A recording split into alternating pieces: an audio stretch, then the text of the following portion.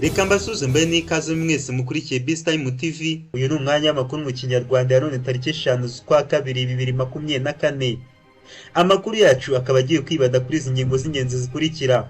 Perezida Kagame yihanganishije abaturage ba Namibia nyuma yo kubura umuyobozi wabo. Naho hanze y'u Rwanda DRC Icyoba ni cyose ko M23 ifata umujyi wa Goma. Naho Senegal kwamagana icyemezo cya perezida byafashe indi ntera. Ni mu gihe kandi Minisitiri w'umutekano muri Israel akumbuye Donald Trump ku butegetsi. Ikindi kandi turakubwira ko Jeff Bezos agiye kugurisha imigabane ye muri Amazon. Ni amakuru mwategure kandi mugiye kugezwaho nanjye Jean Harerimana n'ugiye kuri Time TV. Amakuru ku buryo burambuye ni mukanya. Ikaze mu makuru yacu ku buryo burambuye. Perezida Paul Kagame yihanganishije Madamu Monica Gain Ngosi n'abanyanamibia muri rusange ku bw'urupfu rwa Perezida Dr. Haji Gain Ngobi witabye Imana ku myaka ye 82.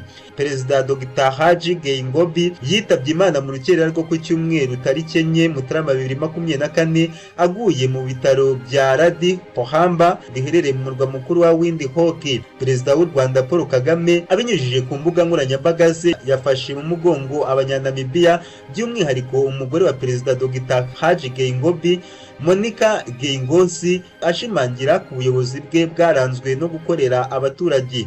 Yagize ati ubuyobozi bwe mu rugamba rwo kubohora Namibia kwitanga bidacogora mu gukorera abaturage be ndetse no kubwitange yagaragarije Afrika yunze ubumwe, byose bizahora bizirikanwa n'ibiragano bizaza. Nagoro Mbumba, Vice President wa Namibia, yatangaje ko Ngobi yapfuye mu masaha ya kare cyane mu gitondo cyo ku cyumweru. Mu itangazo Mbumba yagize ati iruhande rwe hari umugore we Monica Ngosi hamwe n'abana be. Perezida Ngobi mu kwezi gushize yari yatangaje ku mugaragaro ko bamusanganye kanseri, ndetse nyuma y'urupfu rwe ibiro bye byavuze ko yari afite gahunda yo kujya kwivuriza muri Amerika muri uko kwezi kwa Gashyantare. Reka twubwire ko muri Senegal abaturage batavuga rumwe na Perezida Macky Sall bavuga ko nta rwitwazo na rumwe afite ngo abe yasubika amatora muri iki gihugu. Kwa gatandatu Perezida Macky Sall yasubitse amatora ya Perezida wa Repubulika yari ateganyijwe kwa 25 Gashyantare 2024. Sall yatangaje ko amatora azatinda kandi hatamenyekanye igihe azabera kubera impaka zishingiye ku bakandida. Kuva Senegal yabona ubwigenge mu 1960 n'ubwa mbere habayeho ibikorwa byo gusubika amatora y'umukuru w'igihugu. Icyemezo cya Perezida wa kiriya gihugu cyabyukije uburakari bw'abaturage bajya mu mihanda kuri iki cyumweru. Abigaragambye bafunze imihanda mu murwa mukuru wa Dakar, bakagarika imodoka ahantu hatandukanye ndetse banatwika amapine mu mihanda. Abatavuga rumwe n'ubutegetsi bwa Macky Sall babona ko afite imigambi yo kwitwikira impaka zishingiye ku bakandida kugira ngo agundire ubutegetsi. Aminata Toure wahoze ari minisitiri w'intebe ubu akaba ari umwe mu bakomeye batavuga rumwe n'ubutegetsi, yateye muri yombi ubwo yagiraga mu myigaragambyo. Toure yamaganye icyemezo cya Sall cyo gusubika amatora avuga ko ari gusubira inyuma kwa demokarasi kutigeze kubaho. Ahamagarira abaturage kwishora mu mihanda bagaharanira uburenganzira bwabo. Mu gutatanya abigaragambya, polisi yakoresheje ibyuka biryana mu maso itanya abahuriye mu mihanda, abandi benshi batabwa muri yombi. Mu gitondo cyo kuri uyu wa mbere ibihumbi by'urubyiruko byazindukiye mu myigaragambyo rwambaye imyambaro y'ikipe y'igihugu. Abatwara abagenzi kuri moto bari kuyizenguruka za Rondipuwe bavuga ko bari butwike ibintu byose. Reka nanone twubwire ko bamwe mu baturage mu mujyi wa Goma bari kuvuga ko bafite ubwoba ko inyeshyamba za M23 ubu zaba zigamije gufunga uyu mujyi ugasigara nta kintu kiwugeramo. Ni nyuma y'uko ubu M23 ivuga ko igenzura agasantere ka Shasha kari mu muhanda mukuru Sake Minova Bukavu.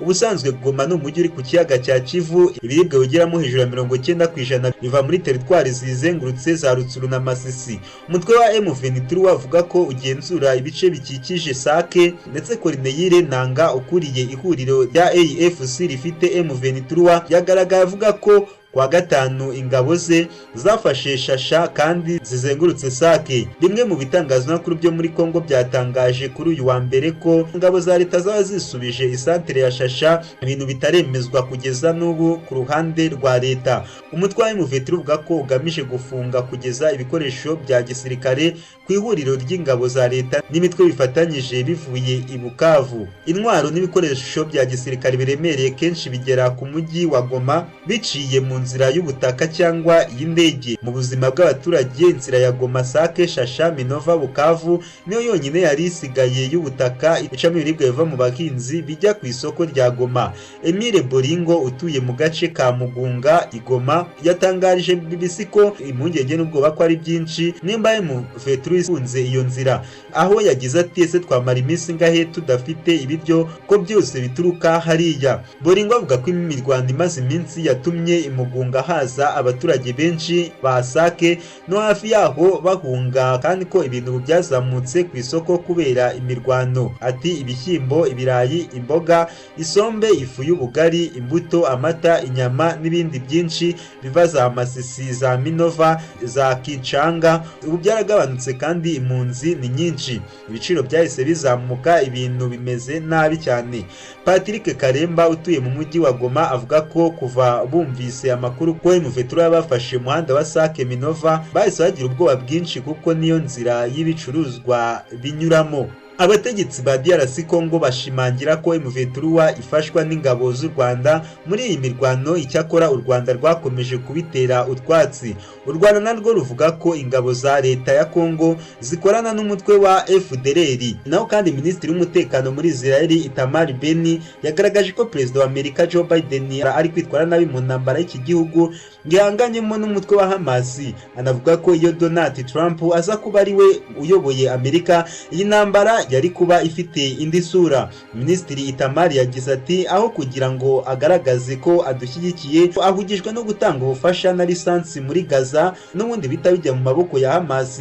Iyo Trump aza kuba ari ku butegetsi, imyitwarire y'iki gihugu muri iyi ntambara yari kuba itandukanye cyane. Kuva tariki 7 Ukwakira 2023 umunsi Hamas yagabiyeho ibitero muri Israel kigasiga benshi bapfuye abandi bakagirwa imbohe, leta ya Amerika ntiyahwemye kugaragaza ko izaha Israel icyo ikeneye kugira ngo igere ku ntego yifuza, ariko nanone ikagaragaza ko igisirikare cyayo kigomba kwirinda gukomeza kugaba ibitero ku baturage ba Palestine. Amagambo ya Minisitiri Itamari yakiriwe nabi n'abanyapolitiki bo muri Israel ndetse ko ashobora no kugira ingaruka mbi ku ntambara ikomeje kujya mbere. Umuyobozi mukuru w'ishyaka ry'abakozi muri Israel MK Merav Mikayeli we yavuze ko aya magambo yafashwe nk'ahungabanya gahunda y'amatora y'umukuru wa Amerika ndetse amusabira ko yakwirukanwa. Minisitiri w'intebe wa Israel Benjamin Netanyahu nawe yavuze ko adakeneye ubufasha ubwo ari bwo bwose mu mubano w'igihugu cye n'amahanga arimo Amerika, ndetse ko Israel yifatira ibyemezo kabone n'ubwo byaba bitumvikanweho cyangwa ngo byemezwe n'inshuti zacu z'abanyamerika. Reka amakuru yacu tuyasureze kuri inkuru ivuga ko Jeff Bezos yagiye kugurisha imigabane ye muri Amazon. Umunyemari Jeff Bezos uri no mu bashinze ihuriro ryo kuri internet rizwi nka Amazon ari guteganya ko umwaka utaha uzarangira agurishije imigabane ibarirwa agaciro ka miliyari 8 na miliyoni 6 z'amadolari y'Amerika yari afite muri rihahiro. Ibyo kugurisha imigabane kwa Bezos kandi byashyizwe kuri raporo y'umwaka y'iki kigo yashyizwe hanze ku wa 2 Mutarama 2023 nk'uko itegeko rya Komisiyo ya Leta Zunze Ubumwe za Amerika ishinzwe imari n'imigabane ribigena, aho iyi komisiyo iba ishaka ko iyo migabane igiye kugurishwa ibigomba gushyirwa hanze bikamenyekana ko iri ku isoko. Iyi raporo igaragaza ko iyi migabane ya Bezos izaba yarangije kugurishwa bitarenze ku wa 31 Mutarama 2025. Jeff Bezos w'imyaka 60 muri 2021 yavuye ku mwanya w'umuyobozi mukuru w'iki kigo ariko aguma ku mwanya w'umuyobozi mukuru w'inama y'ubutegetsi. Ni imirimo yavuyeho agamije guha umwanya uhagije ikigo cye bwite cya Blue Origin gikora indege kigatanga n'izindi serivisi zijyanye n'ingendo zo mu kirere kugira ngo zikomeze gutera imbere. Mu Gushyingo 2023 Jeff Bezos yimukiye i Florida avuye i Washington, ibintu yakoze mu buryo bwo guhunga imisoro yagombaga kwakwa ku nyungu y'iriya migabane ateganya kugurisha, cyane ko muri leta ya Florida aho batayaka. Kugeza uyu munsi Amazon ibarirwa agaciro ka miliyari 1775, ibituma ikigo cya kane gihenze ku isi. Uretse ibigo, Bezos ubarirwa umutungo wa miliyari 180 z'amadolari niwe muntu ku giti cye ufite imigabane myinshi, aho yari irenga 9.56%. Mwakoze cyane gukomeza gukurikirana Busy Time TV. Uyu wari umwanya w'amakuru mwagezwagaho nanjye Jean Harerimana.